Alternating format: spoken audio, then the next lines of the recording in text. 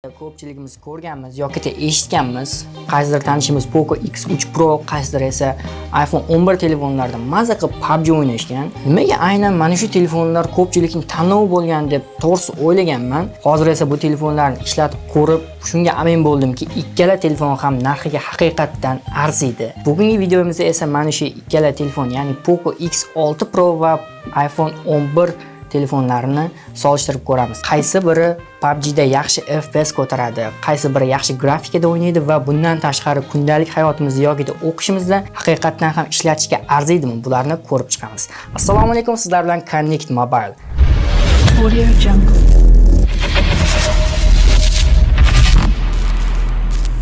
Audio Jungle. Hammamiz ham yuqori FPS da o'ynashni xohlaymiz, lekin bilamizki, yuqori FPS li smartfonlar o'ziga yarasha qimmat bo'ladi va har bir kishining ham smartfon olish uchun ajratgan budjeti har xil bo'ladi. Bu smartfonlar nima uchun tanladim? Chunki ikkalasi ham o'rta narx segmentidagi smartfon va narxi uchun stoy turib bera oladi. Keling o'rinda bu telefonlarni PUBG da necha FPS ko'tarishini, o'yinda qanday tutishini va batareya sarfini ko'rishdan oldin bularni qaysi biri o'zi o'yinga birinchi kirishini kelinglar tekshirib ko'ramiz. Chap tarafda Poco, o'ng tarafda esa iPhone. Qani 1, 2, 3.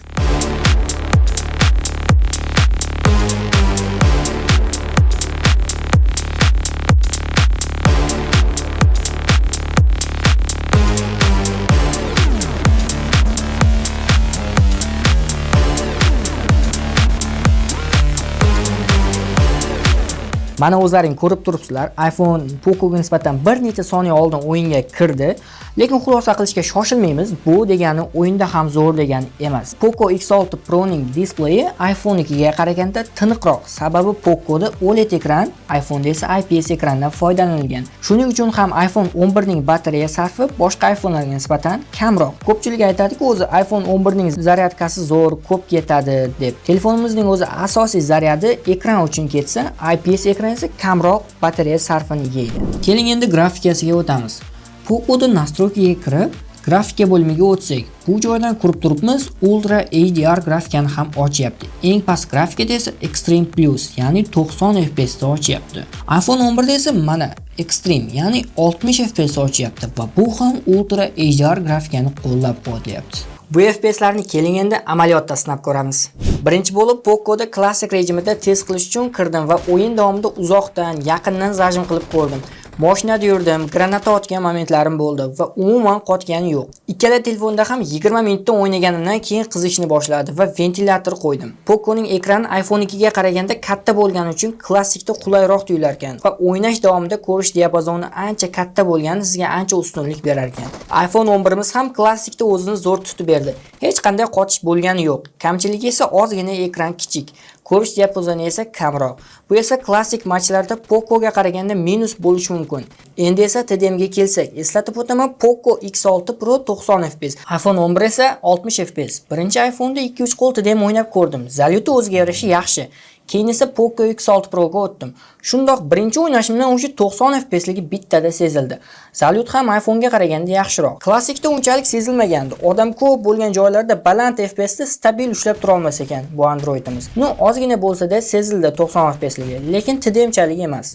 Telefon batareyasiga keladigan bo'lsak, Poco ham boshqa Androidlar kabi o'zining 5000 ampere sig'imli batareyasidan foydalandi. PUBG o'ynab sinab ko'rganimda to'liq quvvat taxminan 3-4 soatga yetdi.